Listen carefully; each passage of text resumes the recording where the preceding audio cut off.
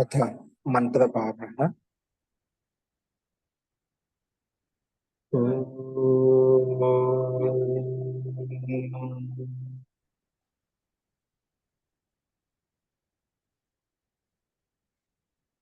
सहनाववतु सहनौ भुनक्तु सह वीर्यं करवावहै तेजस्विनावधीतमस्तु मा विद्विषावहै। ॐ शान्ति शान्ति शान्तिः।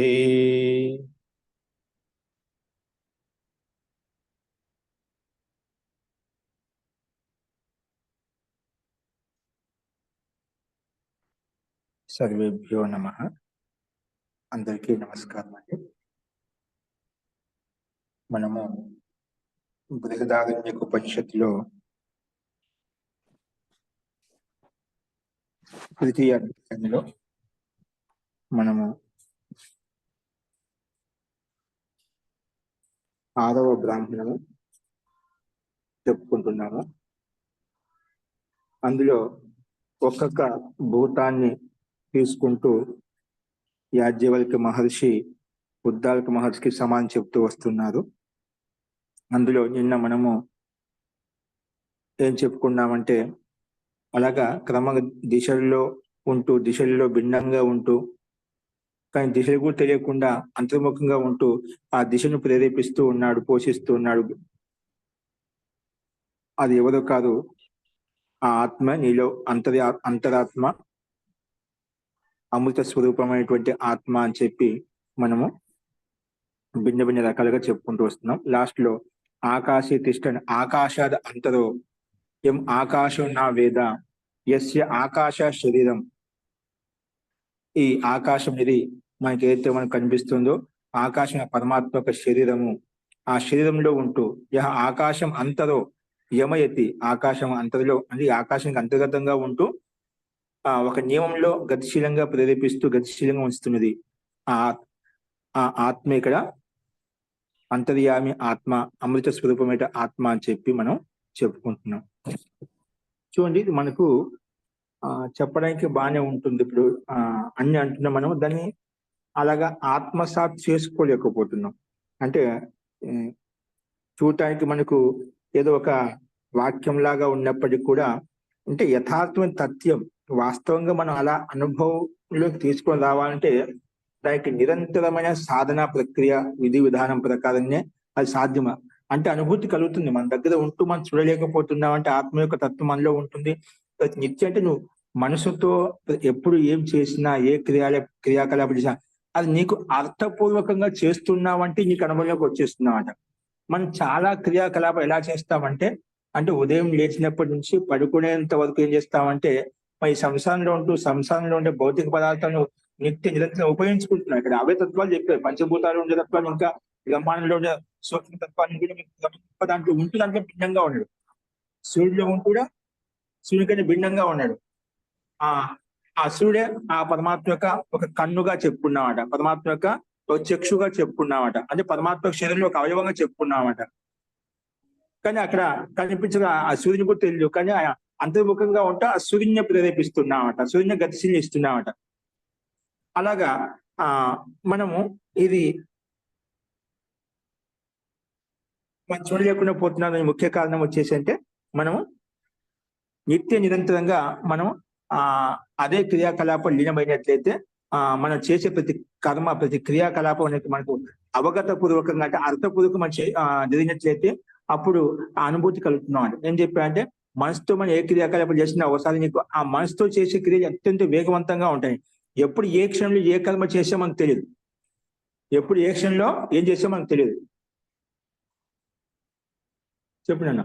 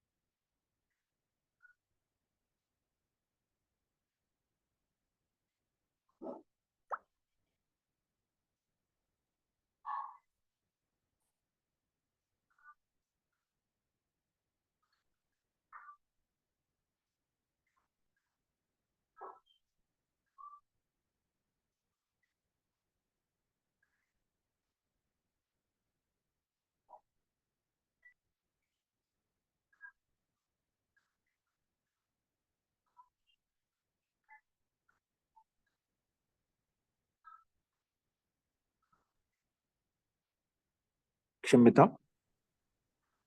కాబట్టి మనం చేసే ప్రత్యేక క్రియాకలాపాల్లో అంటే మనకు మనసు ద్వారా చేసే కర్మలు ఎంతెంత తీవ్రంగా వేగంగా ఉంటాయి కాబట్టి మనం తెలియకుండా అనేక క్రియాకలాపాలు ఉదయం చేసినప్పుడు సాయంత్రం పడుకునేంత వరకు అని ఒక ఆటోమేటిక్ సిస్టమ్ లాగా వెళ్ళిపోతుంటాం అన్నమాట.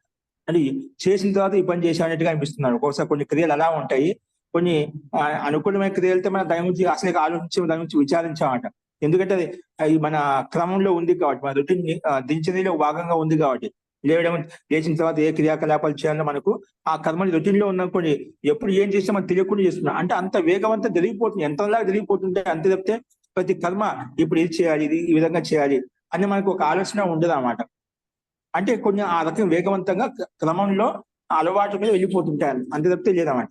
కానీ ప్రతి కర్మ చేసే ప్రతి నిత్యము మనం మనసులో నేను చేసే ప్రతి కర్మ గాంభీర్యంగా ఉంటూ, భావ గాంభీర్యంగా ఉంటూ నేను చేసే ప్రతి వెనక ఆ పరమాత్మ ఉన్నాడు కాబట్టి నేను అంటే మనం ఏదో అటెన్షన్ స్టిక్ అని చెప్తారు. ఒక అధ్యాపకుడు, ఒక టీచర్ ఉన్నప్పుడు, ఇంకెవరైనా పెద్దవాళ్ళు ఉన్నప్పుడు మనం ఏ విధంగా ఉంటాం అంటే పనులు చేస్తూ ఉంటాం. మామూలుగా ఫ్రీగా ఉన్నప్పుడు ఎలా చేస్తామండి, స్వతంత్రంగా పరిగెడుతూ అలాగా స్వచ్ఛందంగా చేస్తామంట. అది ఒక 10 మంది ఉన్నప్పుడు, పెద్దవాళ్ళు ఉన్నప్పుడు, సభలో ఉన్నప్పుడు, ఒక సత్సంగంలో ఉన్నప్పుడు, లేదంటే ఇంకా విశేషమైన ఫంక్షన్ లో ఉన్నప్పుడు అంటే పెద్దవాళ్ళ ముందు మన క్రియాకలాపాలు చేయాలి.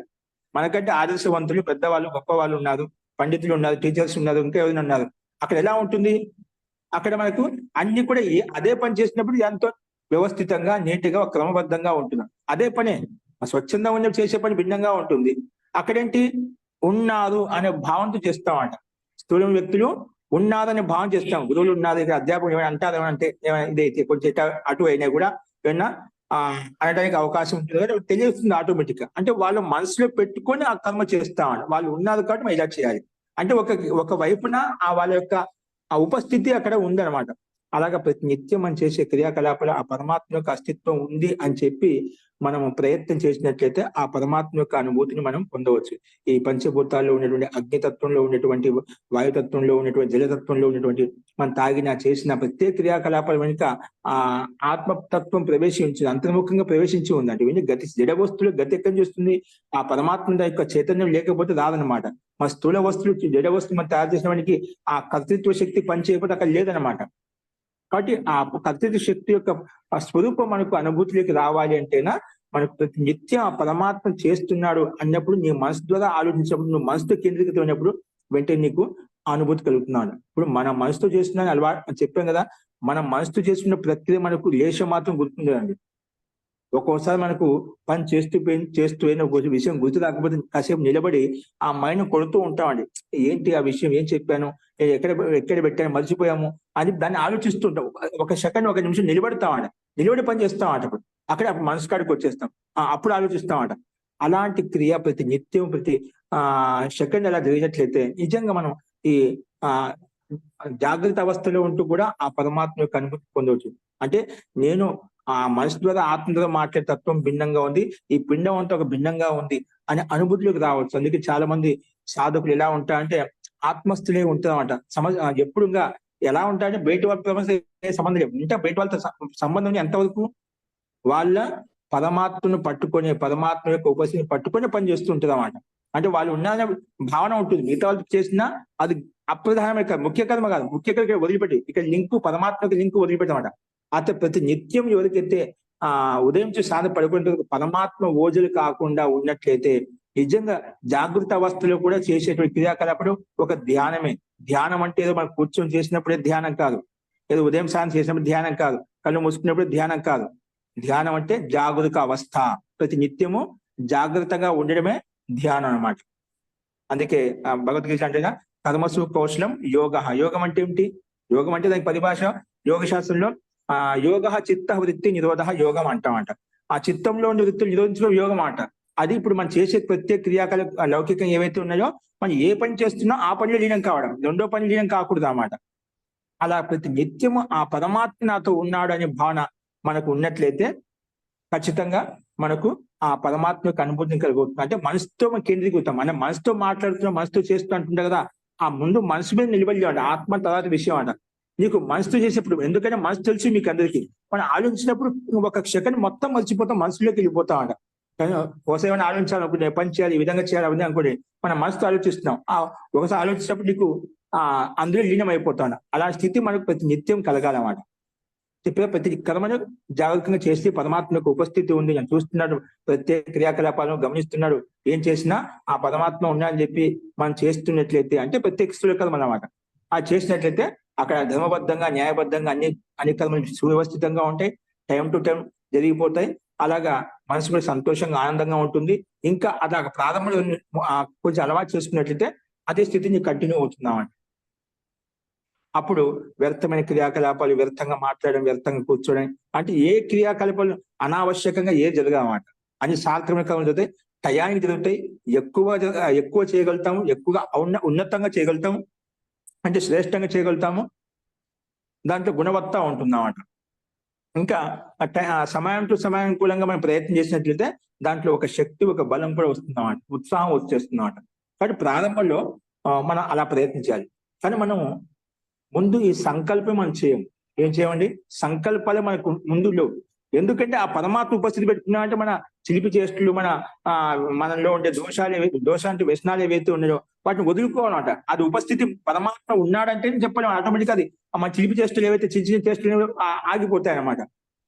అది చేయనికి లేదన్నమాట. ఆ పరమాత్మ ఉపస్థితి ఉండడం లేకుండా మన ప్రత్యక్షంగా అధ్యాపకుడు ఉన్నాడు, ఒక సభలో ఉన్నామంటే ఆటోమేటిక్ మనకు ఎన్ని క్రియాకలాపాలు చేసినా మనం శాంతంగా ఉంటామండి.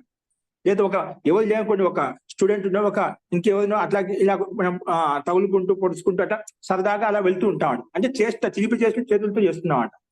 మాకు అక్కడ యోగి ఉండేవాడు, అమృతానంద సరస్వతి. నేను చదువుకున్న రోజుల్లో ఒకసారి ఎక్కడికో వెళ్ళాను, ఆయనతో వెళ్ళాను అనమాట. నేను కూర్చొని ఆయనతో వెళ్ళాను, ఒడిస్సా అని అనుకుంటాను. ఒక ఆశ్రమం ఉంది మధ్యప్రదేశ్ ఇటార్సీలో, అది గురుకులమే, అప్పుడు బాగా నడుస్తుంది. అప్పుడు ఆశ్రమంగా ఉండేది అన్నమాట. ఆయన మంచి సాధకుడు, మంచి యోగి అనమాట, సన్యాసి అంటే గృహస్థుడే. తర్వాత ఆయన సన్యాసి తీసేస్తూ మంచి సాధన చేస్తూ ఉంటాడు అనమాట. ఆయన నిత్యం ఇలాగా ఉపదేశం చేస్తుంటే ఆయన వెళ్తూ ఉండేవాడిని ఎప్పుడు నేను. ఆయన పక్కన పిల్లలు కూర్చొని ఎవరు చేసినాడు అంటే నాకు చెప్పాడు, అంటే పిల్లలతో అందరికి చెప్తావు సామాన్యంగా, ఎప్పుడు ఆయనతో ఉండేవాడిని కాబట్టి నేను ఏదైనా ఖాళీ కూర్చొని ఏదో అట్లా పెన్ను పొడుచుకుంటూ లేక చేతులు నొక్కుంటూ అలా ఇలా ఉన్నాను అనుకోడు. అంటే నీ మీద నీకు కంట్రోల్ లేదు, నీ మీద నీకు నియంత్రణ లేదు.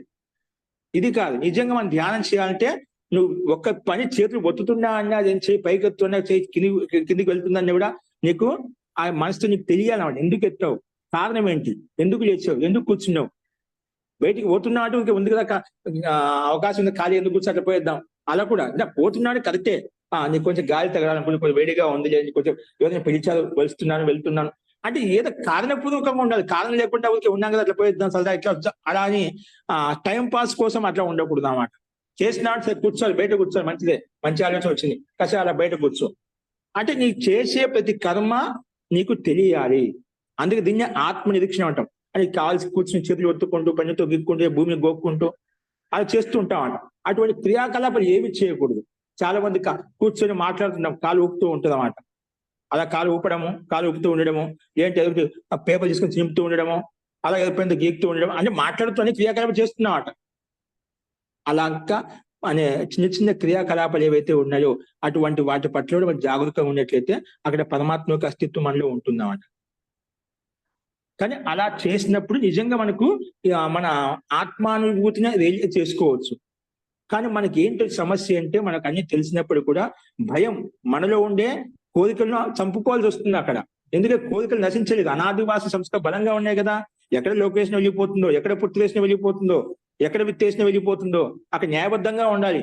విత్తేసిన అంటే లొకేషన్ అంటే అక్కడ అన్ని ఇటువంటి విషయాల పట్ల మనకు తటస్థ భావన వచ్చేసి ఈశ్వరుడు నాకు ఎందుకంటే మానసమ్మానం ఏదో మనం చేయాలనుకుని చేసేసామా, దాని ధర్మలు చేసేయాలనుకున్నాం, అక్కడ పేరు కోసం ఆశించడం, పేరు కోసం మనం ఆశించాం అనమాట. అంటే ఏదైనా చిన్న చిన్న క్రియాకలాపాలు, నన్ను పిలిచాడు, నన్ను గౌరవించాడు, నన్ను కూర్చోబెట్టాడు, ఇటువంటి ఆలోచనలు ఉండవట, తటస్థంగా ఉంటామని. ఏ పని ఉత్తమ పని చేసినా కూడా అక్కడ కర్తృత్వ శక్తి నేననే భావన రాదు నీకు. అక్కడ నేననే భావన వచ్చిందనుకోండి, పైకి చెప్పుకోం కానీ లోపల భావన ఉంటున్నాడు. అంటే దానివల్ల తప్పు లేదు, దానివల్ల దోషం లేదు. ఆ కర్మను అనుభవిస్తున్నావు అంట. నువ్వు ఎప్పుడు తీసుకున్నావో అది పుణ్యకర్మాశలోకి వెళ్ళిపోతుంది. ఏమవుతుంది, పుణ్యకర్మాశలోకి వెళ్ళిపోతుంది. పుణ్యకర్మాశలోకి వెళ్ళినప్పుడు దానికోసం మనకు జన్మ తీసుకోవాలి. నువ్వు మళ్ళా దాని పుణ్యకర్మను అనుభవించాలి కదా. చేసావు, మంచి పని చేసావు, నువ్వు చేసిన దానికి భగవంతుని కర్మకు ఫలం ఇస్తాడు, పుణ్యఫలం ఇస్తాడు. మళ్ళీ జన్మ తీసుకో, మళ్ళీ అనుభవించు. అప్పుడు ఏమవుతుందంటే అలాగా పుణ్యకర్మకు శ్రేయస్సు తీసుకుంటున్నా అనుకోండి, అది మన నిష్కామ కర్మ చేసినట్లయితే వల్ల అది ఉత్తమ ఫలంగా మారిపోతుందన్నమాట. అంటే వైరాగ్యంగా మారిపోతుంది, పరమాత్మ యొక్క ఆనందం వైపు తీసుకెళ్ళిపోతుందన్నమాట. ఇట్లా మనం కామనాపూర్వకంగా మనం కర్మలు చేస్తూ వచ్చామనుకోండి, అది పుణ్యకర్మాన్ని ఇచ్చేస్తుంది. మళ్ళీ ఆ పుణ్యకర్మలు చేస్తూ చేస్తే ఏమవుతుందో కోసం అని తెలియకుండా అలాగా అలా తప్పులు చేసేస్తాము, మళ్ళీ కిందిచ్చి పడతాం.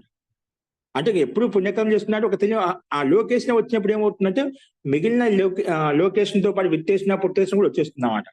ఏమొస్తుంది, వాటి కోసం చేయాలంటే మన దగ్గర డబ్బు కావాలి. డబ్బు కావాలంటే కొంచెం ఏముంది, అక్కడ మనం ₹1,00,000 ఇవ్వాలంటే 50,000 కొంచెం ఎటైనా గోఠాల చేసి అంటే ఏదో ఒక సంపాదించి ఇచ్చేయాలి పేరు కోసం కదా. అలా కొన్ని చిన్న చిన్న లొకేషన్ వచ్చినప్పుడు ఏమవుతుందంటే ఆ చిన్న చిన్న తప్పులు చేసేస్తామట.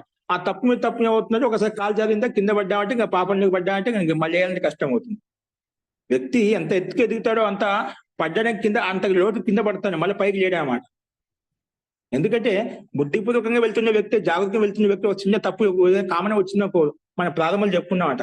ఎప్పుడైతే ఇంద్రియాలు పరస్పరం పోటీ పడుతున్నాయో అతనికి తెలిసిందో, కానీ ఇవన్నీ అందరికి సేవా శిస్తు చేస్తున్నాను, కానీ ఇది మాత్రం నాకు అని చెప్పి ఎప్పుడైతే ఇంద్రియం స్వార్థంగా ఆలోచించిందో వెంటనే అక్కడ దోషం అంటే రాక్షసు వృత్తి, పాప వృత్తి వచ్చింది కాబట్టి అసలు దాన్ని భేదించేసేదన్నమాట, పాపంతో భేదించేసేదన్నమాట. అలాగే మన పాపం ప్రవేశిస్తుందన్నమాట.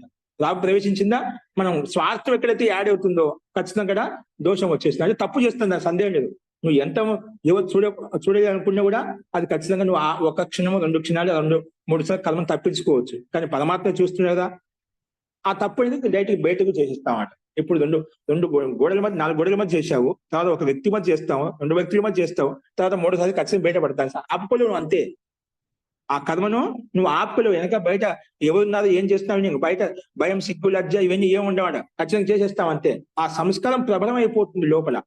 ఆ సంస్కారం ప్రబలినప్పుడు వెండింగ్ ఒకటి లొకేషన్ వచ్చిన విత్తేసిన వచ్చే పుట్టేసిన మిగతా వేసిన ఆటోమేటిక్ వచ్చేస్తాయి అన్నమాట. అప్పుడు ఏదో పాపం చేస్తుంది, దాన్ని పొందడం కోసం ఏదో క్రియాకలాపాలు అధర్మ వృత్తి, అన్యాయ వృత్తి, అసత్య భాషను వెన్ని చేస్తాం. ఆ దోషం వచ్చిందా మనం పైనుంచి కిందికి వచ్చేస్తాం, అధోమార్గంలోకి వచ్చేస్తాం. అలాగే ఒకసారి అందుకే మనకు మోక్షం కావాలి, పరమాత్మ యొక్క ఆనందం కావాలి, ఆత్మ సాక్షాత్కారం కావాలి, జాగృత అవస్థలో ఉంటే ఆత్మతత్వం చూడాలంటే అది ఎప్పుడు సాధ్యమవుతుంది. ఇవన్నీ ఉన్నతమైన విషయాలు అన్నమాట. ఇవన్నీ ఋషులు వాళ్ళ అనుభవం చెప్తున్నారు, సామాన్య వ్యక్తి మనకు అనుభవం చెప్పడం లేదు ఇక్కడ. కాబట్టి అలాగ మనము అనుభూతి పొందాలంటే ముందు మనం పొందాలని కోరిక మన తపన ఉండాలి. చెప్పేదా మనకు ఆ తపన లేదు, కోరుకుంటా కావాలి, వస్తే బాగుంటుంది, లేదంటే సర్లేండి ఏదో కాబట్టి రేపు కాబట్టి ఎల్లుండి అవుతుంది, లేదంటే ఒక నెల అవుతుంది, సమస్య లేదు, ఈ జీవితంగా నెక్స్ట్ జీవితం అవుతుంది. ఆ జీవితం ముందుకు వెళ్తూ ఉంటుంది. మనం ఎక్కడికి వెళ్ళామో అక్కడే ఉంటాం, సంసారంలోనే మాయలో మాయలో పడి ఉంటాము, మనం వదులుకోము. ముఖ్యంగా వచ్చింది మనకు కోరిక లేదు, మనకు ఇష్టం లేదు, పైకి మాత్రమే డప్పు కొట్టుకుంటాం. అందుకని కూడా నాకు ఆత్మ కావాలి, చెప్పకపోతే ఏమంటాడు బాబు పరమాత్మ నాలుగు సుఖాలు ఎక్కడ తీసేసుకుంటాడో భయం. మళ్ళా ఒక భయం, పరమాత్మ స్వీకరించకపోతే తెలుసు కదా, ఆ ఒక భయం ఉందన్నమాట. నీకే కాదు ప్రత్యేక జనాల్లో ఆత్మతత్వం బయట, పరమాత్మ తత్వం బయట ఉందండి. అంటే మనసులో కూర్చుని ఉందన్నమాట. ఎవరు ఏ రకంగా పూజిస్తున్నా, రాయికి అప్పలకు చెట్లకు పూజిస్తున్నా, కొండలకు పూజిస్తున్నా, ఎవరికి ఏమైనా పూజించుకొని భయం అందరిలో ప్రతి ఒక్కరిలో భయం ఉంది. కానీ భయం ఉన్నప్పటికీ కూడా పరమాత్మ ఉన్నాడు, పరమాత్మ తప్పు చేస్తే శిక్షిస్తాను తెలుసు, అన్ని చేస్తాను తెలుసు. కానీ మనలో ఉండే కోరికలు వ్యసనాలు ఏవైతే ఉన్నా అత్యంత ప్రబలంగా సంస్కారంతో యుక్తమై ఉన్నా కానీ వాటి వదులుకోవడానికి ఇష్టపడం అంతే. ఇష్టపడం కాబట్టి అందుకే పక్కన పెట్టేస్తాం అంతే. ఆలోచిస్తే భయం, ఇవన్నీ వదులుకోవాలి కదా, అవి చర్యలు జారిపోతున్నాయి. అందుకే అలా చేయడం లేదు. మనం నిజంగా కోరిక ఉన్నట్లయితే ఈ జన్మలు కాదు కదా, ఈ నెలను ఆత్మ దర్శనం చేసుకుని కూర్చోవచ్చు మనం. కానీ మనకు సంకల్పం గట్టిగా ఉండాలి. అటువంటి వ్యక్తి నిరంతరంగా అటెన్షన్ స్థితిలో ఉంటాడు. అటెన్షన్ స్థితిలో ఉన్నప్పుడు ప్రత్యేక క్రియాకలాపం వెనక మనకు పరమాత్మ ఉండడం భావంతో మనం ప్రయత్నం చేసినట్లయితే దాంట్లో సందేహం ఇప్పుడు చెప్పిన విషయాలను కూడా ఈ చంద్రునిలో ఉండేటువంటి ఆత్మ చంద్రుని ఉత్పత్తి చేసి చంద్రునిలో భిన్నంగా ఉంటూ ఆ లోపల అంతర్ముఖంగా ప్రవేశించి చంద్రుని ఇట్లా ఈ రకంగా గతిశీలంగా చేస్తున్నాడు. అలాగే ప్రత్యేక భూతంలో మన పరమాత్మ యొక్క అస్తిత్వాన్ని చూపిస్తూ వస్తున్నాము. ఇది మన శరీరంలో ఉంటున్నాడు అనమాట. కానీ శరీరంలో ఆ శరీరానికి ఆత్మతత్వం తెలియదు. ఇప్పుడు మన శరీరం, మన మనసు సంకల్పం చేసినప్పుడు చేయి ఎత్తాలని, చేయి మాట్లాడాలని, ఏం చేయాలనుకుంటే మనం సంకల్పబద్ధంగా చేస్తున్నామట. ఇవన్నీ ప్రత్యేక క్రియాకలాపాలను ఏమవుతుందంటే ఈ రకంగా అంటే మన ఆత్మ చైతన్యవంతుది, జ్ఞానవంతమైంది కాబట్టి ఆత్మనే ఆలోచిస్తుంది. మనం ఏ క్రియాకలాపాలు చేస్తే ఆత్మిక అనుభూతి వెళ్తుంది, శరీరానికి వెళ్ళడం లేదన్నమాట. శరీరం జడ వస్తువు అనమాట. కానీ అన్ని ఆత్మ చేస్తుంది, అది మనకు ఆ అనుభూతి ఉందన్నమాట. కానీ దాన్ని మనం స్థూల ఉండంగా ఉండే శరీరం మీద దృష్టి ఉంది, కానీ సూక్ష్మంగా ఉండి ఇవన్నీ మనసు ద్వారా మనం ఇవన్నీ ఎలా చేస్తున్నాం, ఎలా మాట్లాడుతున్నాం, ఎలా క్రియాకలాపాల మనము చేస్తున్నాం అనే ఆలోచన సూక్ష్మంగా మనం ఆత్మతత్వం మీద పెట్టడం లేదన్నమాట, మనసు మీద కేంద్రీకరించడం లేదన్నమాట. అందుకే మనకు ఆ నిరంతరంగా ఒక యంత్రంలాగా మన ఆటో తిరిగిపోతున్నా కాబట్టి మనకు తెలియడం లేదు. అలా తెలియకుండా చేస్తున్నాం కాబట్టి తప్పులు చేస్తున్నాం, దుఃఖపడుతున్నాం, బాధపడుతున్నాం, చేస్తున్నాం, కింద పడుతున్నాం, అలా తిరుగుతూ ఉన్నామంట. ఆ జీవనం అలా కొనసాగుతూ ఉన్నామంట. కాబట్టి మనము ఆ నిత్య నిరంతరంగా మనము అలాంటి అనుభూతిని పొందాలంటే పరమాత్మ మన చుట్టూ మన వెంట ఉన్నాడు. దాంట్లో సందేహం అది వాస్తవం, నిత్యమే. కానీ మనం మర్చిపోతున్నాం. మర్చిపోవడం కాదు, అన్ని తెలుసు. కానీ మర్చిపోవడం అంటే మనకు చెప్తే కదా, మనలో ఉండే కామనలు ఇవన్నీ ఆలోచించామనుకోండి, ఇవన్నీ వదులుకోవాలి. అంటే మనకి కామన ఉంది కాబట్టి మనకి ఆ పరమాత్మ పట్ల అత్యంత శ్రద్ధ, అత్యంత ప్రేమ ఉన్నప్పుడే నీకు ఆ పరమాత్మ కనిపిస్తాడట. ఇది కాకుండా అన్ని చేస్తా అని ఇది చేసుకుంటా సరే, దానివల్ల నీకు పుణ్యకర్మ ఉంటుంది అంతే. ఆ పరమాత్మ కూడా దృష్టిలో పెట్టుకున్న పని చేస్తున్నావు కాబట్టి ఆ పాపకర్మలు చేయకుండా ఒక మంచి మార్గంలో ఉంటావు. కనీసం అన్యాయం చేయవు. అంటే చేసినా అంత ఇదిగా ఉండేవాడు. కానీ దానివల్ల ఒక కర్మ ఏర్పడుతూ ఉంటుంది, సామాన్య గతివిధి నడుస్తూ ఉంటుంది. కానీ పూర్ణ జిజ్ఞాస, నాకు ఆత్మే కావాలి ఈ జన్మలో, ఆ పరమాత్మని పొందాలి, ఆత్మ సాక్షాత్కారం చేసుకోవాలనే భావన ఎప్పుడైతే నీకు కలుగుతుందో అప్పుడు ప్రతి నిత్యం లేచినా, కూర్చున్నా, తిన్నా, ఏం చేసినా పరమాత్మే కనిపించాలన్నమాట. అలాంటి భావన నిజంగా నీకు సంకల్పం చేసినట్లయితే మనకు ఆ నా కాల నియమో వామదేవ ఋషి అలా చేసేసి ఆయన ఆత్మ సాక్షాత్కారం చేసుకున్నాడు. అంతేకాకుండా ఆ రకంగా లోపలికి వెళ్ళిపోయాడు. సృష్టి అనేక భవములు అంటే ఇటువంటి సృష్టి కొన్ని వేల సృష్టిలు ఆయన అంతర్ముఖంగా ధ్యానం కూర్చొని చూసామంట. అంత దుఃఖమే, ఎక్కడ చూసిన దుఃఖమే. ఎన్ని జన్మలు ఉత్తమంగా ఊహించుకున్నా కూడా ఎక్కడ నాకు శాంతి కలగలేదు. ఐశ్వర్యంతో, డబ్బుతోటి, స్త్రీలతోటి, సంపత్తితోటి, పశు సంపదతోటి, ఏ దాంతో మన సంసారం మీద, ఈ పృథివీ మీద ఏదైతే సుఖాన్ని ఇస్తున్నామో అనుకుంటున్నామో దేని వల్ల తృప్తి కలదు. లాస్ట్ కు నాకు దాహంతో యుక్తుడే మళ్ళీ దానికోసం ప్రయత్నం చేయాల్సి వచ్చింది. అంటే ఇంకా అది అగ్నిలో మండే విధంగా మనకు దేదీప్యమానం అవుతుంది, కానీ శాంతి అనేది కలగలేదు అన్నమాట. భోగాలు అనిపించే కొద్దీ ఇది అంటే కదా, నజాతు కామానం ఉపభోగేన శామ్యతి అభిషా కృష్ణ వర్త్మేవ భూయ ఏవాభివర్ధతే అని చెప్పి ఆ అగ్నిలో ఇంధనం మీద నెయ్యి పడే కొద్ది ఏ విధంగా మండుతుందో, ఒక్కసారి అనుభవించిన సుఖాలు ఏమవుతుందంటే మళ్ళీ ఇంకా అనుభవించాలని కోరిక పుట్టి అది సంస్కారంగా అది బాగా నాటకపోయిందా బలంగా వచ్చిందా. ఆ ఒకసారి ఏమవుతుంది, మళ్ళీ అనుభవించేసి ఏమవుతుంది, అది వైచారికంగా అయిపోయినా విచారంతో పడ్డా కింద పడ్డట్టే అన్నమాట. విచారం ముందు కింద పడేస్తుంది. విచారం కింద పడ్డావా తర్వాత కర్మలోకి వచ్చింది. కర్మలోకి వచ్చిందా అది ఏముంది, అది ఏకాంతం కనిపిస్తున్నాడు. ఏకాంతం అంటే అన్ని రకాలుగా ప్రత్యేక క్రియాకలాపానికి ఏం చేయాలనుకున్నా కూడా అంటే ఆ వాత క్రియేట్ అవుతున్నాడు. ఎందుకని మనం ఊహించుకుంటున్నాం కదా, మనం ఎలా కావాలంటే నీకు యద్భావం తద్భవతి. ఆ టైంకి అదే విధంగా కనిపిస్తున్నామట. ఆ టైంకి చుట్టుపక్కల ఏం కనిపించామట అంటే ఆలోచన శక్తిని ఒక బౌండరీని గీసి పడేస్తున్నామట. అప్పుడు మనం ఆ దోషం ఇరుక్కపోయినా ఇలా జరిగిపోయింది కదండి, నేను నిండకు నాకు చలి ఉంది అని అనుభవించి రాజా అన్నట్టుగా మనం అన్ని అనుభవించేస్తుంటాం. ఇంకా మనతో కాదులేండి, నాకేముంది అయిపోయింది అంతా ఏం చూసినాక మనం ఏం చేయగలుగుతాము, ఏదో నా కర్మ అలా ఉంది, అలాగా మనం ఏదో భాగ్యాన్ని కోసుకుంటూ ఉంటాం. అంటే మనకు అది ఎన్ని మనం సమర్థించుకోవడం అన్నమాట. మనకే మనం అలాగా ఉంటుందన్నమాట. కాబట్టి మనం ఏం చేయాలనుకుంటున్నాం, మనకి ఏం కావాలి, ఇలాగా ముందు మనం ఆలోచించుకున్నట్లయితే నాకు ఆత్మ కావాలి, నిజంగా ఆత్మ కావాలంటే ఆత్మ కోసం తగిన ప్రయత్నం చేయాలి. అంటే ఏంటంటే మేము గ్రేస్లు అంటే ఏదంటే ఆత్మ అనుకుంటుంటే మా పని ఏంటి? నిజంగా నువ్వు ఆత్మ కంటే ఆ ప్రయత్నం చేయాలి. నీకు ఆత్మతత్వం కావాలంటే ఆ సంకల్పం. అప్పుడు కర్తవ్య కర్మలను ప్రతి ఒక్క దాయత్వాలను బాధ్యతలు ఉన్నాయి. ఒక గృహస్థుడివి నీ కుటుంబ బాధ్యతలు ఉన్నాయి. అటువంటి వ్యక్తికి అక్కడ ఏ వృత్తి ధర్మంలో ఉన్నా అవి ధర్మంలో ఉండాలన్నమాట. ఉన్నప్పుడు కూడా నువ్వు అక్కడ మనసులో నీ కర్మ నువ్వు చేసుకుని అక్కడ ఎల్లప్పుడు ఆత్మను స్మరించుకోవడం అంటే నీకు ఆ పరమాత్మ ఉపస్థితి ఉండాలన్నమాట. దానివల్ల ఏమవుతుంది, ధర్మంగా న్యాయబద్ధంగా సంపాదించుకోగలుగుతావు. అది నువ్వు సాత్విక వృత్తిని కలిగజేస్తుంది. సాత్విక వృత్తి ఉంటూ నీ జీవిత సుఖమయం చేసుకోవచ్చు, ఆనందమయం చేసుకోవచ్చు. నువ్వు ఎక్కడ ఉన్నా సత్యంగా, న్యాయంగా, ధర్మబద్ధంగా జీవనం కొనసాగిస్తున్నావు కాబట్టి ధర్మో రక్షతి రక్షిత ప్రకారంగా ఆ ధర్మం కాపాడుతూ ఉంటుంది. నీ జీవనాన్ని సుఖమయం చేస్తుంది, నీ కుటుంబాన్ని సుఖమయం చేస్తుంది. నువ్వు వ్యక్తి ధర్మాన్ని బాగా కొనసాగిస్తూ ఉంటావు. మనసు శాంతంగా, ప్రశాంతంగా, సంతోషంగా ఉండడం వల్ల అలాగే పరమాత్మ ధ్యానం చేసుకుంటూ ఉత్తరోత్తరం వృద్ధి కలుగుతుంది. ఆ సంస్కారం ప్రబలం అవుతుంది. అలాగే ఒక కాలం వచ్చిన తర్వాత నిన్ను సూక్ష్మ ముందుకు వెళ్ళిపోతున్నాడు. నీ బాధ్యత అయిపోయేంత వరకు తీసుకెళ్లిపోతుంది. బాధ్యత అయిపోయిన తర్వాత నేను ఇంకా ఆధ్యాత్మికంలో ఇంకా పూర్తి లోతుగా తీసుకెళ్తున్నామాట. కాబట్టి నువ్వు ఎక్కడ ఉన్నా తప్పు లేదు. మనం చేసుకోవాలంటే నువ్వు ఏ కర్మ చేసినా అంటే ఆ పరమాత్మ ఉన్నా అంటే ఉన్నాడు, మన పని మనం చేసుకుంటున్నాం అంటే అటెన్షన్ స్థితిలో ఉండాలి, జాగరూక స్థితిలో ఉండాలి. మనకే మనం చేసే కర్మను మనం చేసుకోవాలి. పని చేసుకోవాలని చెప్పి అన్ని వదిలేమని చెప్పని తాత్పర్యం ఇక్కడ. నీ కర్తవ్య కర్మల్లో ఉంటూ కూడా పరమాత్మ ఉన్నాడు. ఇప్పుడు ఏమన్నా ఇంట్లో ఆఫీస్లో ఒక బాస్ ఉన్నాడని చెప్పి మనం పని చేస్తాం. బాస్ లేకపోతే ఫోన్లో కూర్చొని మాట్లాడుకున్నాం.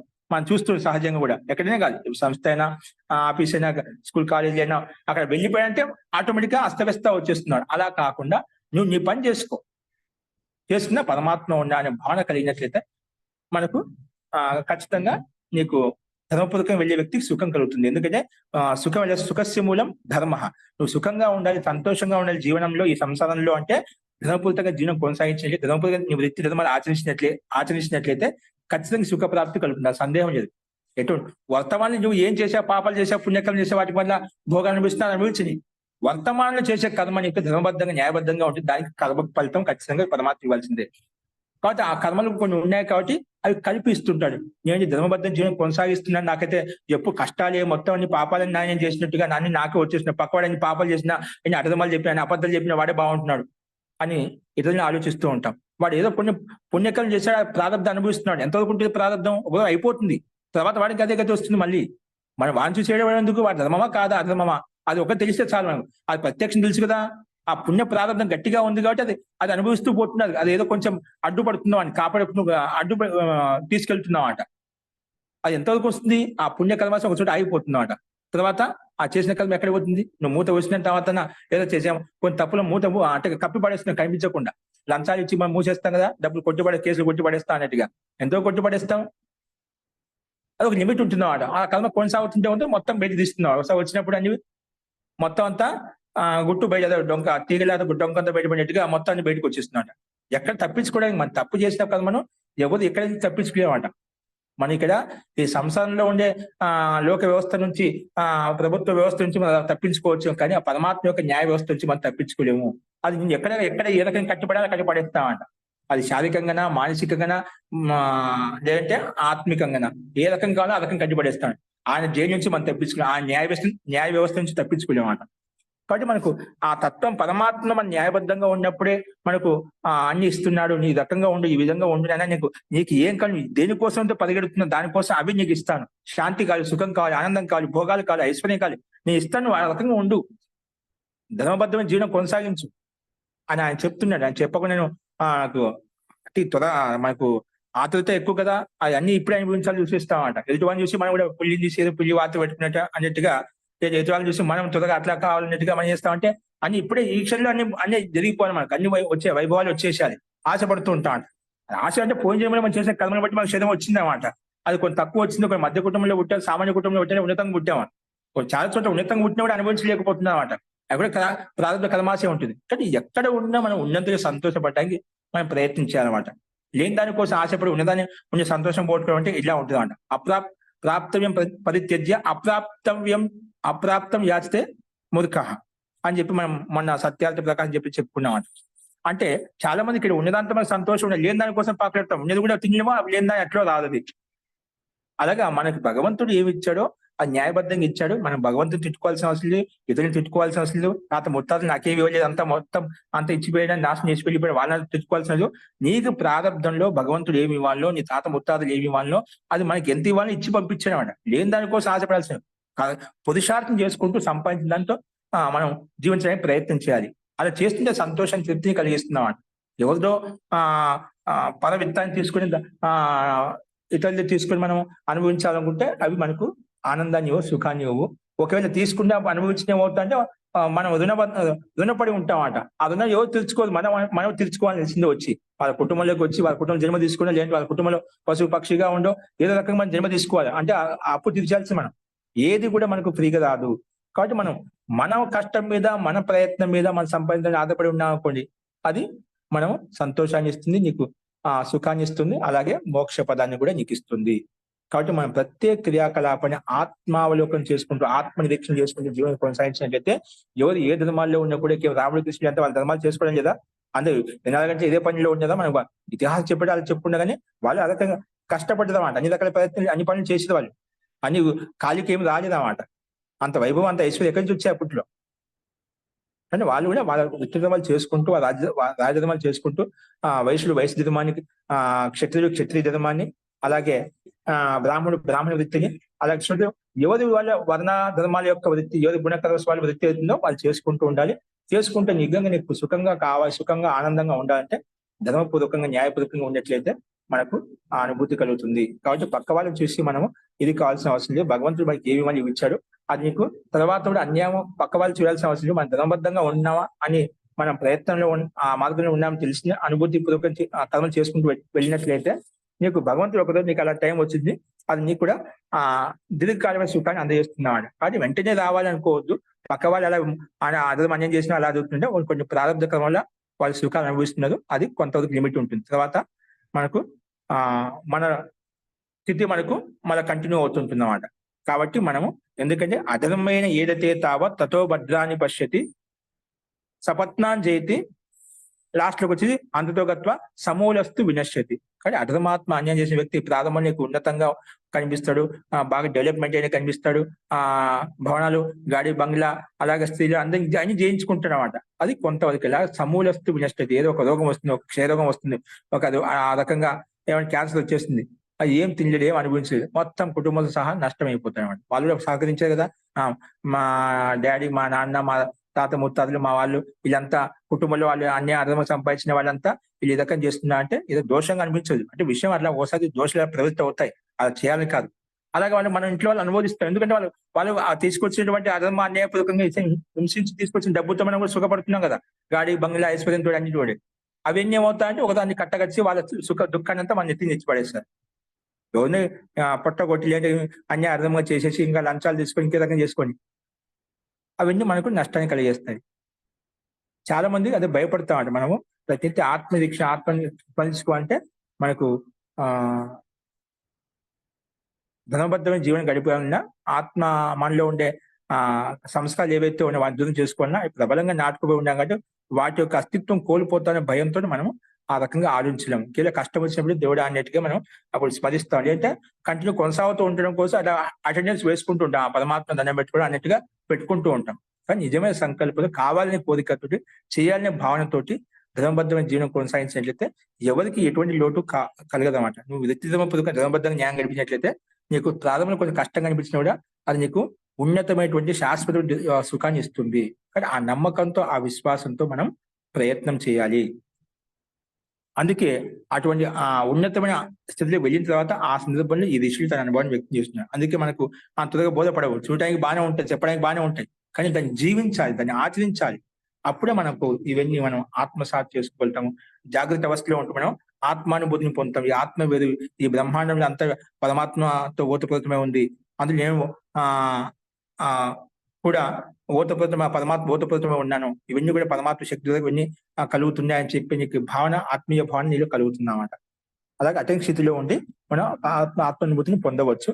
అలాగే సుఖంగా, సంతోషంగా ఉండొచ్చు. ఎందుకంటే సంతోషాలు అనుత్తమ సుఖ లాభ. సంతోషం ఇచ్చే అనుత్తమ సుఖం, ఉత్తమైన సుఖం ఇంకా ఏది లేదన్నమాట. ఉన్నంతలో సుఖపడడం అన్నమాట.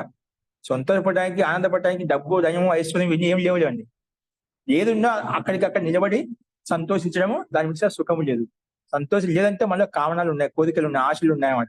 అందుకే ఆ శాంతం లేదన్నమాట. వాటి పట్ల ఎప్పుడు శాంతి కలిగిందో వ్యక్తి అక్కడికే అంతమైన ఆనందాన్ని అనుభవిస్తున్నమాట. ఆనందం మనలో ఉందన్నమాట. కానీ ఆనందం మనలో ఉండదని మనం తీసుకోకుండా పక్కన వెతుకుతూ ఉన్నామన్నమాట, చుట్టుపక్కల ఉందని వెతుకుతూ ఉన్నామన్నమాట. అందుకే మనం అనుభూతిని, ఆత్మానుభూతిని పొందలేకపోతున్నాము. అందుకే ఇవన్నీ ఒక్కొక్క పదార్థాన్ని మనం ఎప్పుడు అనుభూతిలోకి వస్తాయని ఈ రకమైన ఆలోచన, చింతన, ప్రయత్నం చేసిన ఒక్కొక్క జడ వస్తువు కూడా ఆ రకం చూసుకోవాలి. చెప్తే కదా మాకు ఆ స్వామి అమృతానంద సరస్వతి గారు ఆయన క్రియాకలాపం ఏం చేసినా కూడా నీకు తెలియాలన్నమాట. ఏదో కూర్చున్నా కదా, ఏదో చేసుకుంటూ కూర్చున్నావు అంటే అలా చేయకూడదు. అలా చెప్పాడు, నాకు ఆశ్చర్యం అనిపించింది. అంటే అప్పుడు అంతా ప్రారంభంలో ఉన్నాం కాబట్టి మనకి ఇవన్నీ దర్శనాలు, తత్వాలు ఇవన్నీ మనకి ఇవన్నీ అపదాలు. అనుకోకుండా సందర్భం వచ్చింది, వెళ్ళాను, సరే అని చెప్పి అలాగా ఆయన అంత ఆత్మీయంగా జీవించేవాడు అన్నమాట. అలాగా ఆత్మీయ కానీ జాగృత వస్తువులు ఎప్పుడు సమాస్థితిలో ఉండేవాడు. అందరితో మాట్లాడేవాడు, అన్ని చేసేవాడు, క్రియాకులు చేసేవాడు. ఎప్పుడు ఈశ్వర ప్రణిధానం ఎప్పుడు అందరితో మాట్లాడినా ఈశ్వరునికి ప్రణిధానం. అలాగే స్వామి సత్యపతి ఆయన ఎప్పుడు ఎంత రోగగ్రస్తుడైనా కూడా రోజు వానప్రస్థ సాధకాశ్రమంలో నేను చదువుకునే చోట ఆయన ఎంతో, అంటే కొన్ని ప్రార్థకరమైన ఏనాపొద్దు ఆ రకంగా ఆహార వ్యవస్థలో కానీ దేశంలో ఎప్పుడు లోటు కదా ఆయనకు తెలివి జ్ఞానం వచ్చిన తర్వాత. కానీ అంతిమ అవస్థలో బాగా వృద్ధావస్థ చదివి అనేక రోగాలకు గురి అయ్యాడు ఆయన. అవన్నీ ప్రారంభకరం అన్నమాట, అవన్నీ అనుభవించేసాడు అనమాట. మళ్ళీ వస్తు జన్మకి ఏమి ఉండవు అనమాట అతనికి. అలాగా ఎంత బాధపడినా ఈశ్వర ప్రణిధానం ఎప్పుడు ప్రతి నిత్యం నువ్వు ఏ కర్మలు చేసినా, ఏ పని చేసినా ఆ ఈశ్వరుడు ఉన్నాడనే భావన ఉన్నట్లయితే నీకు ఆ వ్యక్తి సంతోషంగా, సుఖంగా ఆ పని ఇంకా సక్రమంగా చేసుకోగలుగుతాడు, ఉన్నతంగా చేసుకోగలుగుతాడు, అతను సంతోషంగా ఉండగలుగుతాడు, కుటుంబాన్ని సంతోషంగా పెట్టగలుగుతాడు, ఇంకా అతని ద్వారా ఉన్నటువంటి అతని సంపదకులు ఉన్న వాళ్ళని కూడా సంతోషంగా ఉండగలుగుతాడు. అందరికి సంతోషాన్ని ఇవ్వగలుగుతాడు. ఇక్కడ ముందు సంసారంలో ఉంటూ సంతోషంగా ఉండడం వచ్చేసిందంటే అటువంటి వ్యక్తి పరమాత్మను పొందగలుగుతాడు. డైరెక్ట్‌గా పోయి మనం పరమాత్మ పొందలేమంట. ఇక్కడ వ్యక్తి 10 మందితో మనం సక్రమంగా అనుకూలంగా కలవలేకపోతున్నాం. అటువంటి వ్యక్తి పరమాత్మ ఏ ప్రశ్న చేయగలుగుతాడండి? అంటే ఒక 10 మందితో కలవలేకపోతున్నా అంటే మనలో ఆ రకమైన గుణం లేదు. అంటే మనలో రాగద్వేషాలు ఏదో ఉన్నాయన్నమాట. అవి ఉన్నాయి కాబట్టి మనం 10 మందితో దాన్ని ఇష్టపడటం లేదన్నమాట. నువ్వు తటస్థమైన వ్యక్తి నీలో ఎటువంటి కల్మషం లేనటువంటి అందరు నీకు కావాలనుకుంటావు. నువ్వు అందరిని సమాన దృష్టితో చూస్తావంట. భేదభావం ఉండదన్నమాట. ఓ ఇతను నాకు ఇది ఇచ్చాడు కదా, అతనికి అనుకూలంగా ఉన్నాయి. నాకు ఇది ఇవ్వలేదు కదా, ఇతను దూరంగా ఉంచాలి. అలా భేదభావం ఉండదన్నమాట. ఎవరు ఏం చేసినా అలా కర్తవ్యంగా ఆయన బుద్ధి ప్రకారం ఇచ్చాడు, వాని సామర్థ్యం ప్రకారం ఇచ్చాడు, అది వాని కర్మ, వాని బుద్ధి అనుకోవాలి, మనం వదిలేస్తాం. నీ కర్తవ్య కర్మ నువ్వు చేయి, లేదు నువ్వు ఉపేక్షించు. అంతే. దానివల్ల మనం అతన్ని ఏదో తిట్టుకోవడము, మనసులో గ్రహించుకోవడము, అదే పాపాత్మ ఇది అని చెప్పి మనం అనుకోవాల్సిన అవసరం లేదు. నీ కర్తవ్య ధర్మం నీ చేతిలో ఉండే, నీ సంపదకులు వచ్చాయి, నువ్వు చేయాల్సిన కర్తవ్య ధర్మం కర్తవ్యంగా చేసేయి. నీకు ఏం చేసా అనుకోదు, నేను ఏం చేయగలుగుతా అది ఆలోచించాలన్నమాట. మనకి ఏం చేసానే కాదు, మనం ఏం చేయగలుగుతాం శక్తి సామర్థ్యాన్ని బట్టి. అలాగా మనం ప్రతి నిత్యం ఆత్మావలోకం చేసినట్లయితే నీకు ఆత్మమయం అవుతుంది, పరమాత్మమయం అవుతుంది అన్నమాట. అలాగా అడవుల్లో ఉంటూ తపస్సు చేసుకునేంత ముళ్ళంత రకంగా ఆలోచించేది కాబట్టి వాళ్ళు ఏ ప్రపంచాన్ని మర్చిపోయేవాడి. లోపల ఉన్న ప్రపంచం తెలుసుకున్నప్పుడు ఇంకా బయట ప్రపంచం మీకు తెలియదామండి. లోపల అమృతమైన వర్షం కురుస్తున్నప్పుడు నీకు బయట అమృతాన్ని కోసం పరిగెత్తడం, నీళ్ళ కోసం పరిగెత్తడం, పాల కోసం పరిగెత్తడం అన్నమాట. అమృతాన్ని ఆస్వాదిస్తాడనమాట. ఆ రకమైన మనం స్థితిని మనం ఉత్పన్నం చేసుకోవాలంటే ప్రతి నిత్యము ఈశ్వర ప్రణిధానము, ఈశ్వరుని ప్రతిష్టంగా నమనం చేస్తూ ఉండాలి. అతని యొక్క ఉపస్థితిని మనం ఉండాలని చెప్పి మనం కర్మలు చేసుకుంటున్నట్లయితే నీకు అప్పుడు అన్ని తెలుస్తామండి. ఏం చేయాలి, ఏం చేయకూడదు చెప్పేది నీకే ఆత్మ బోధిస్తూ ఉంటున్నామంట. అక్కడ నువ్వు ఆ ఈశ్వర ప్రధానంలో ఉంటున్నావంటే నీ ఆత్మలో ఉంటున్నావంట. ఆత్మస్థులే అయిపోయావంట. సమస్థితిలో ఉన్నామంట. ఆ స్థితి నీకు కలుగుతుంది. దానికోసం మనం ప్రయత్నం చేయాలి. అలా అనేది అభ్యాసం ద్వారా మనం చేసినట్లయితే అవుతుంది. అందుకే మనము సంకల్పం ముందు నీకు ఏం కావాలో నువ్వు కోరు. పూర్వకంగా ముందుకు వెళ్ళాలనుకుంటున్నావా? దీనికి మనకి ఇవన్నీ ఏమి అన్ని వదిలేసాం. కొడుకులు పిల్లలకు దాయత్వం ఇచ్చేసాను. నాకు ఏంది ఇదే కర్మ అంటే అటువంటి అన్ని వదిలేసాయి. పుట్టుల మీద పౌర్తుల మీద ఇవన్నీ ఏమవద్దు, మమకారం వద్దు. ఏదైనా దాయత్వం ఉంటే దానికి అర్థం చూసుకో అంతే. అంతే, అదే మొత్తం దాయత్వం కాదు. ఎల్లకాలం చేసిన దానికి చేయాల్సిన అవసరం లేదన్నమాట. వాళ్ళ సమర్థవంతం లేదు, వాళ్ళకి అప్పచెప్పేది. ఆ టెన్షన్, ఆ బంధనం పెట్టుకో. కర్మ బంధనం ఉందంటే ఏమవుతుందంటే నీకు అక్కడ దోషం వచ్చేస్తుందన్నమాట. ఇంకా నా వాళ్ళు మా వాళ్ళు అన్నావు అనుకోండి, నువ్వు దగ్గర కాలేవు. ఇన్నాళ్ళు చేస్తావు. నా వాళ్ళు, నా పిల్లలు, నా తల్లు, నా కొడుకులు, నా బిడ్డలు చెప్పుకునే వాళ్ళు సమర్థవంతులే, వాళ్ళు పని చేస్తున్నా, వాళ్ళ దీని కొనసాగించింది. వాళ్ళ 50 ఏళ్ళు వచ్చిన తర్వాత వాళ్ళ దాయత్వం. నువ్వు కష్టపడి నువ్వు వాళ్ళని పెంచి పెద్ద చేసి వాళ్ళని చేయలేదా? వాళ్ళు చేస్తారు అలాగే. వాళ్ళు కష్టపడతారు, ఇబ్బంది లేదు. వాళ్ళకి టెన్షన్ పెట్టుకోవాల్సిన అవసరం లేదు. నేను వాళ్ళని సమర్థవంతులు చేయడానికి నీ బాధ్యత. చేసావా, అయిపోయింది, దాన్ని టెన్షన్ పెట్టుకోవద్దు అంతే. నిరంతరంగా మనకు శరీరం నిర్వహణ కొరకు మనం తింటున్నాం, తాగుతున్నాము, అలాగే పరమాత్మ ధ్యానంలో అవుతున్నాం. ఇన్నాళ్ళు చేసావు, ఇంకా బాధ్యతలు పెట్టుకోవద్దు. వాళ్ళ మీద డిపెండ్ కావద్దు. డిపెండ్ కావాలంటే ముస్లిం మూత కావాల్సిన మాకేమొస్తుంది, నువ్వు వాళ్ళని దృఢం చేసుకోని చెప్పలేదంట. అక్కడే ఉంటూ వాళ్ళ మీద మమత్వాన్ని దృఢంగా పెట్టుకో. మమత్వం పెట్టుకోవద్దు. నీ కర్తవ్యం ఏమున్నాయో అలా చేసుకుంటూ కూర్చో. నిత్యం ఈశ్వర ప్రణాళిక యుక్తమౌండు. అలా ఉంటే ఈరోజు మాకు అన్నం మీద పెడతాను, మీరు బాగానే చెప్తున్నారు, ఇలా చేస్తే మమ్మల్ని ఇంట్లో తోసి పడేస్తారు, ఇంకా ఎప్పుడు ఈశ్వరుడు అంటే ఇంట్లో పని చేయడానికి చూసుకోవడం అని చెప్తే, నువ్వు డయత్వ కర్మలు ఏవి ఉన్నాయో అవి చూసుకో. దానిని మమత్వంతో, మమగాధ బుద్ధితో యుక్తమై ఉండొద్దు.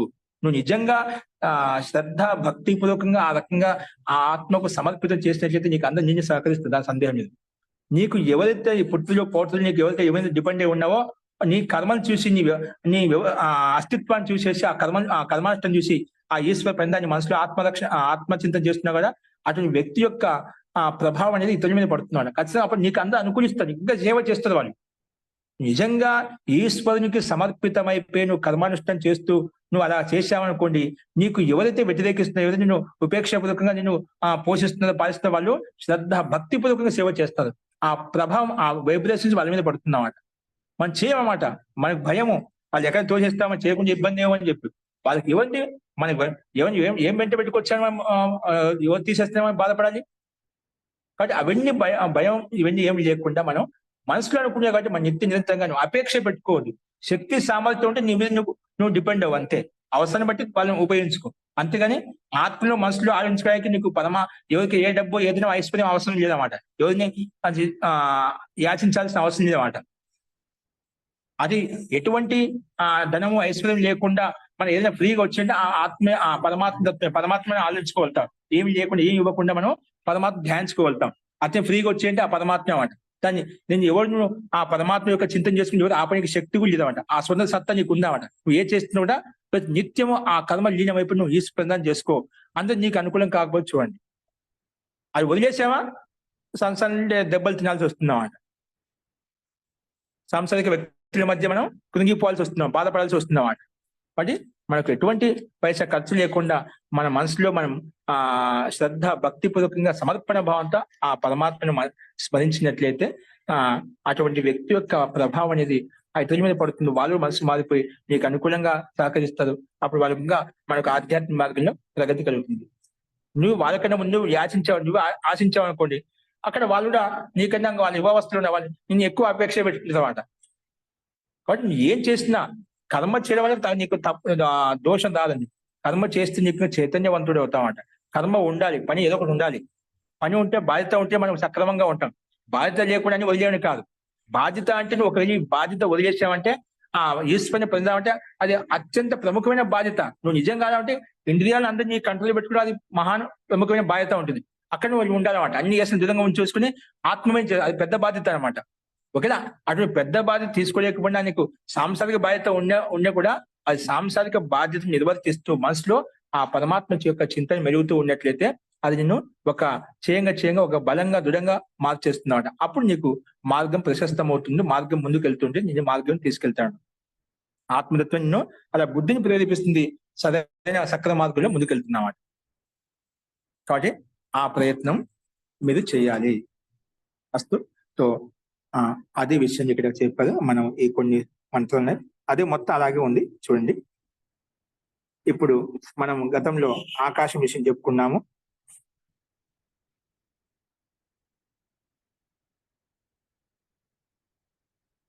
చూడండి. యహ తమసీ తిష్టన్ తమసో అంతరో యం తమో నా వేద యస్య తమః శరీరం యహ తమో అంతరో యమయతి ఏషతే ఆత్మ అంతర్యామి అమృతః ఏషతే ఆత్మ అంతర్యామి అమృతః అని చెప్పి ఇక్కడ చెప్పుకున్నామట. అంటే నువ్వు తమస్సులో ఉంటూ కూడా తమస్సు కంటే భిన్నంగా ఉన్నావు. కానీ తమస్సు కూడా తెలియదు నువ్వు ఉన్నావని చెప్పి. కానీ తమస్సు కూడా తెలియదు ఆత్మ నీలో ఉందని చెప్పి. కానీ ఆ తమస్సే ఆ ఆత్మ యొక్క శరీరం, అంటే ఆ పరమాత్మ యొక్క శరీరం. అంటే ఈ తమస్సు అంటే అంధకారం అనమాట. ఆత్మ యొక్క అంటే పరమాత్మ యొక్క శరీరం. కానీ ఆ అంధకారంలో ఉంటూ కూడా ఆ అంధకారం భిన్నంగా ఉంటూ ఆత్మ అంటే ఆ తమస్సును ప్రేరేపిస్తుంది, తమస్సును గతిశీలంగా చేస్తూ ఉంటుంది.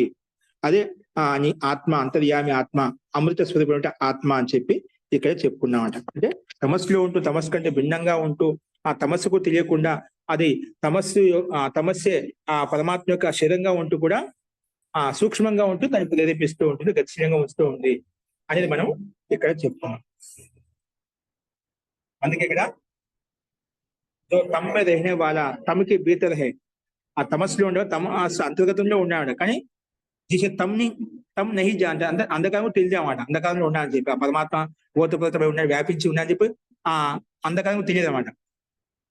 తమ్ జిస్కా శరీర్ అంధకారం ఆ పరమాత్మ యొక్క శరీరం और जो भीतर रहकर ఆ అంధకారంలో ఉంటూ ఒక నియమంలో పెట్టి దాన్ని గతిశీలంగా ముందు కొనసాగిస్తున్నాడు. అదే తుమ్హారా ఆత్మ, అదే నీ ఆత్మ అంతర్యామి అమృతమైన ఆత్మ అని చెప్పి ఇక్కడ చెప్పుకున్నాం. అలాగే అన్ని చోట్ల. నెక్స్ట్ చూడండి. యహ తేజసి తిష్టన్ తేజసో అంతరో యహ తేజో నా వేద యస్య తేజః శరీరం యస్ తేజో అంతరో యమయతి ఏష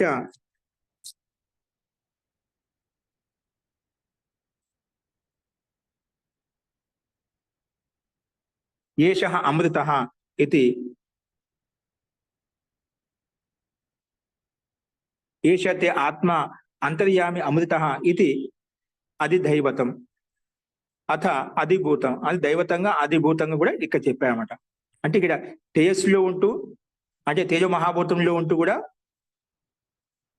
ఆ తేజస్సు కంటే భిన్నంగా ఉన్నామంట. ఇప్పుడు మన శరీరంలో ఉంటూ కూడా శరీరం కంటే భిన్నమైన ఆత్మన, శరీరంలో ఉంటూ కూడా శరీరం కంటే భిన్నంగా మన ఆత్మతత్వం ఉన్నామంట. అంటే అంత సూక్ష్మంగా ఉంది కానీ మనకు కనిపించలేవాడిని.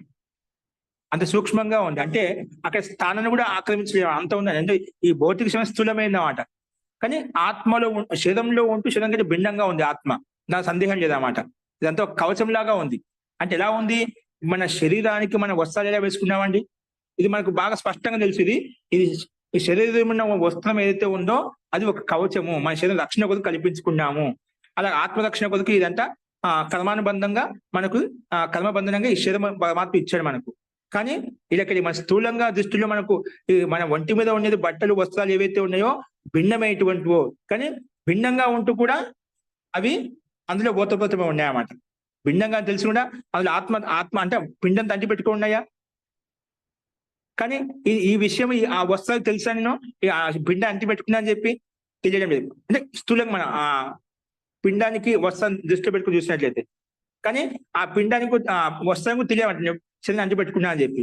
కానీ ఆ శరీరం ఏదైతే ఉందో అలాగా వీటిని గతిశీలంగా అంటే మన ఆత్మరక్షణ కొరకు వాటిని దుస్తులను ఉపయోగించుకుంటున్నాం అంటే ఎక్కడ ఎలా రకంగా కావాలనో ఆత్మ శరీరం ఒక్కొక్క అంగాన్ని ఒక్కొక్క అవన్నీ ఎలా కాపాడుకున్నో ఆ రకమైన వస్త్రాలను ధరించుకొని మన శరీరం ఆత్మరక్షణ చేసుకుంటున్నాం. అంటే ఆహారం తినడం నుంచి మొదలుకొని మనకు శరీర పోషణ కొరకు ఏవేమి కావాలనో అవన్నీ చేసుకుంటూ ఉన్నామట.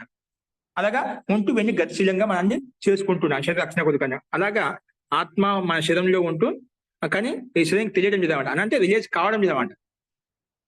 కానీ ఆత్మనే ఈ శరీరం నడిపిస్తున్నప్పుడు ఆత్మ మనం ఆలోచించినప్పుడే మనం బయటికి వెళ్ళగలుగుతాం. మనం ఏం చేయాలనుకుంటే మనం ఆత్మ ఆలోచించినప్పుడే మనం ఆ పని చేస్తాం. ఆత్మ ఆలోచించిన తర్వాత మనం ఎక్కడికి ఉన్నాలో అక్కడే ఉంటామంట. అలాగే పరమాత్మ కూడా అలాగే మన పరమాత్మను గుర్తుపెట్టినైతే పరమాత్మ అంతా బ్రహ్మాండ పిండంలో ఉంటూ ఆ పరమాత్మ ఆ రకంగా అన్నిట్లో విద్యమానంగా ఉంటూ ప్రేరేపిస్తూ ఉన్నాడు అన్నమాట. అలాగే అగ్ని కూడా ఆ రకంగా ఉంటూ భిన్నంగా ఉంటూ ఏదైనా ప్రేరేపిస్తున్నాడో అదే అంతర్యామి ఆత్మ, నీలో ఉండే ఆత్మ, అందులో ఉండే ఆత్మ, అంతర్యామి ఆత్మ, ఆత్మతత్వాన్ని నేను తెలుసుకోవాలి అని చెప్పి ఈ రకంగా ఆది దైవికంగా అంటే దైవాల్లో ఉండేటువంటి భూతాల్లో బ్రహ్మాండంలో ఉండేటువంటి దేవతల విషయంలో అది భూతం ఆధ్యాత్మికంగా కూడా పోల్చి చెప్పారనమాట. అందుకే ఇక్కడ జో బీతరేఖ తేజుకో నియమ రక్తే అంటే ఆ అగ్ని మహాభూతంలో ఉంటూ కూడా ఒక నియమంలో ఒక వ్యవస్థితంగా ఆ తత్వాన్ని చలాయమానంగా గతిశీలంగా చేస్తున్నామట. బహు తుమార ఆత్మ అదే నీ ఆత్మ అంతర్యామి అమృత స్వరూపంతో యుక్తమై ఉన్నది. యహ వసు అది దైవత్ దర్శన్ దేవతాంక హువ. ఈ రకంగా అది దైవత్ దర్శనం అంటే ఏం చెప్పుకున్నాం అంటే ఇవన్నీ భూతాల గురించి చెప్పుకున్నాం కదా మనం. అగ్ని, వాయువు, ఆకాశము, ద్విలోకం అని చెప్పి భూతాల్లో ఉండేటువంటి తత్వాలు చెప్పుకున్నామంటే ఇది అది దైవికంగా వ్యాఖ్యానం చెప్పుకున్నామట. ఆగే అధిభూత దర్శన్ బతాతే. ఇప్పుడు ఇంతకు మనకు భూతాల గురించి చెప్పుకున్నామట. అంటే బ్రహ్మాండంలో తత్వాలలో ఉంటూ పరమాత్మ దానికంటే భిన్నంగా ఉన్నాడని చెప్పి ఇప్పుడు పిండంలో కూడా పరమాత్మ ఉంటూ ఏ రకంగా గతిశీలంగా వస్తున్నాడు అనేది మనకు ఆత్మీయ తత్వాన్ని గురించి మనకు ఆధ్యాత్మిక తత్వాన్ని చెప్పారు. ఆది దైవికంగా చెప్పారు మనకు. ఆధ్యాత్మం, ఆది భౌతికం, ఆది దైవికం అని చెప్తారు కదా. ఆధ్యాత్మికం, ఆది భౌతికము, ఆది దైవికం అని. ఆధ్యాత్మిక అంటే మన ఆత్మ అవలోకనం ద్వారా ఆత్మనిరీక్షణ ద్వారా వచ్చేటువంటి కష్ట సుఖాలు ఏవైతుందో అంతర్ముఖంగా ఆలోచించేటువంటి ఏవైతే ఉన్నాయో ఆధ్యాత్మికంగా ఉంటాయి.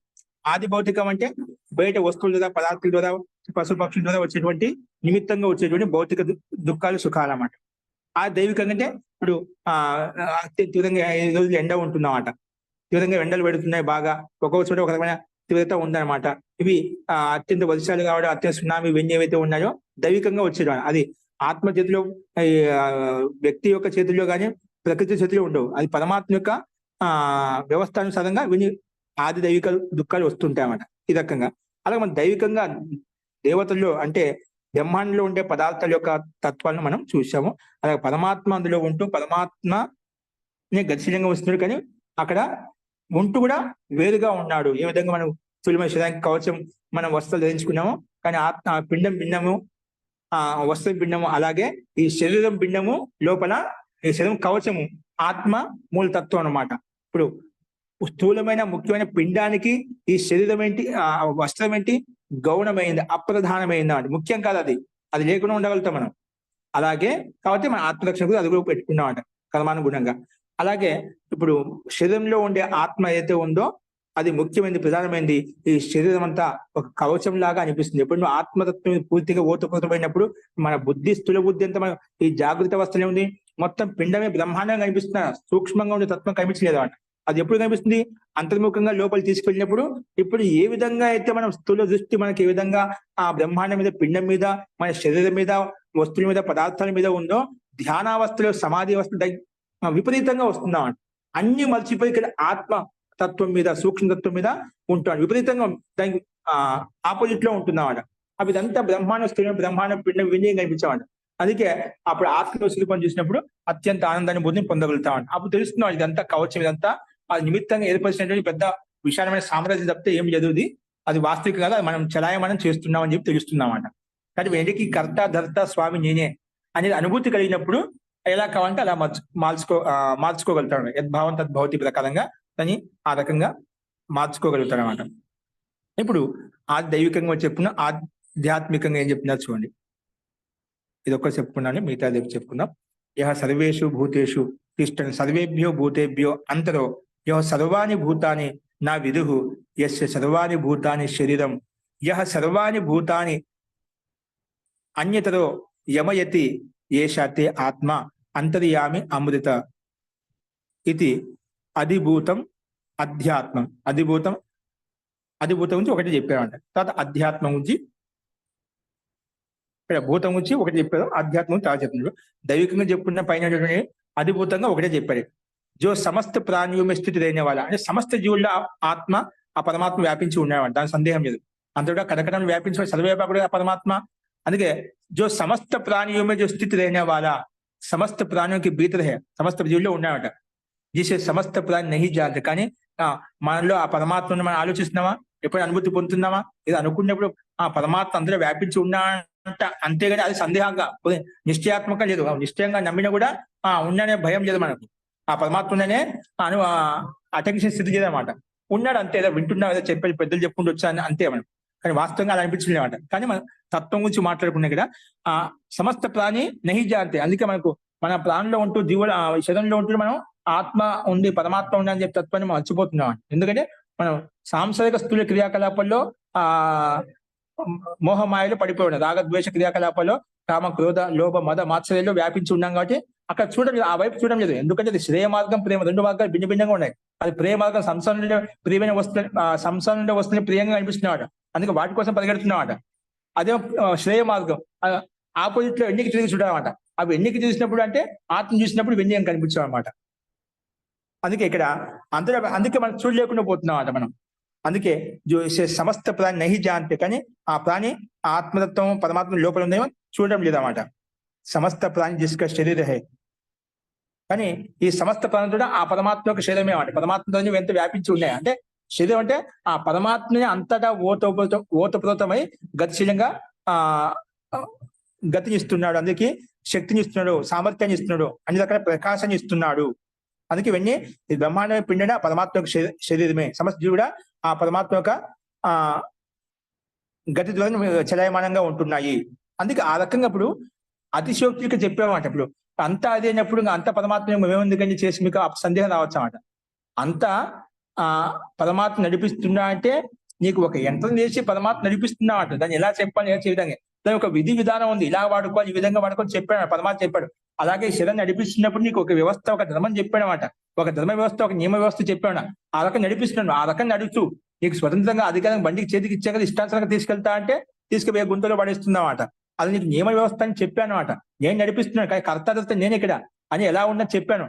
నువ్వు దీన్ని ఇలా నడువు, ఈ మార్గంలో వెళ్ళి ఈ రోడ్డు వెళ్తే నువ్వు ఎటువంటి ఒడిదుడుకులు ఉండవు, ఎటువంటి గుంతలు ఉండవు, గడ్డలు ఉండవు, ఎన్ని సాపిగా వెళ్ళిపోతుంది చెప్పాం. కానీ మనము ఇక్కడ ఆ మార్గం తప్పి నేను కామ క్రోధ లోప మత మాత్సర్యం వెళ్తాను, అధర్మంగా అన్యాయంగా వెళ్తా అంటే అది కింద పడేస్తుంది ఎక్కడో సైడ్.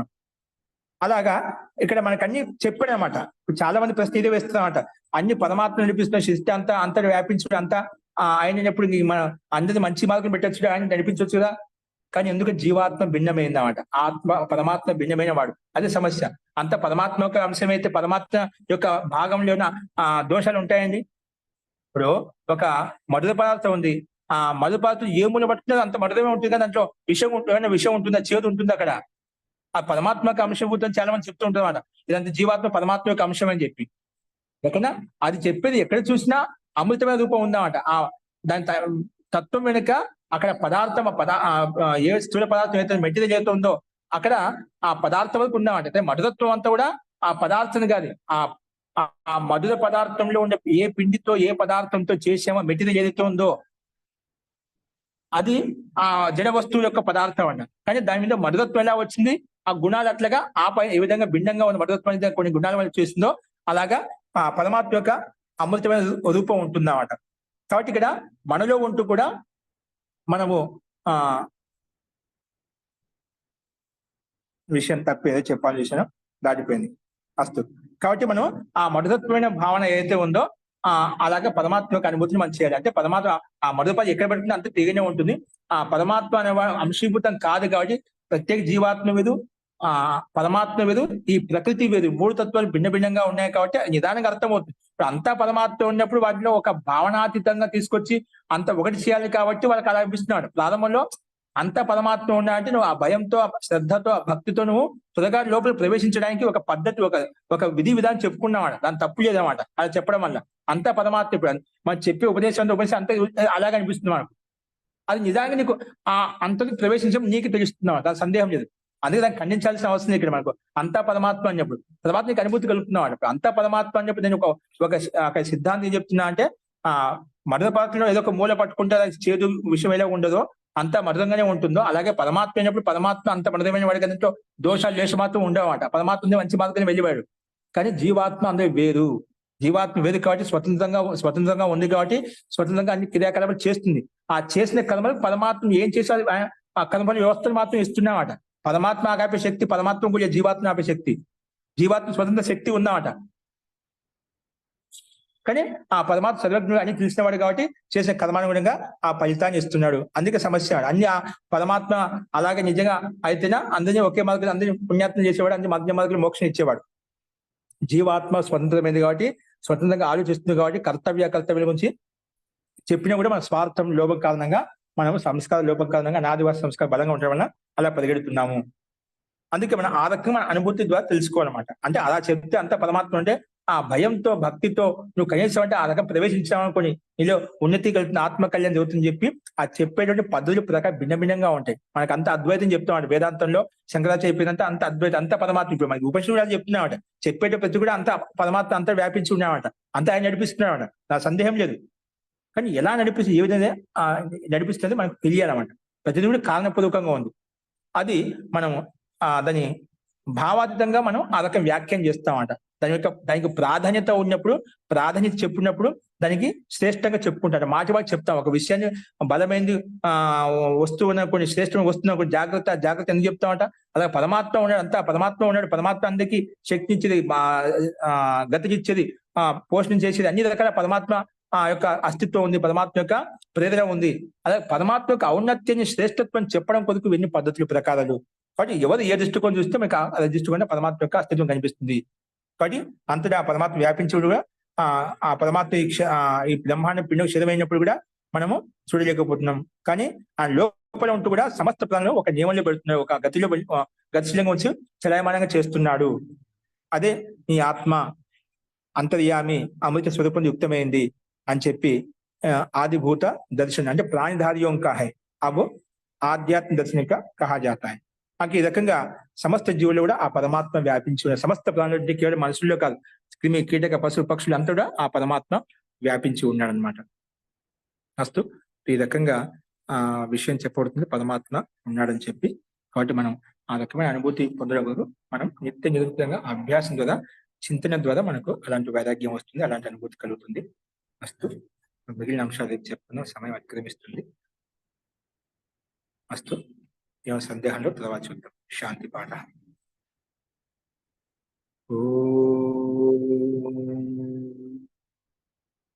సర్వే భవంతు సుఖినః, సర్వే సంతు నిరామయాః, సర్వే భద్రాణి పశ్యంతు, మా కశ్చిత్ దుఃఖభాగ్ భవేత్.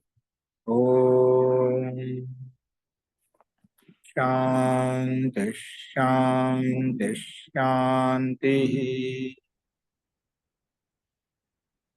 సర్వేభ్యో నమః. అందరికీ నమస్కారం అండి. నమస్తే మహోదయ.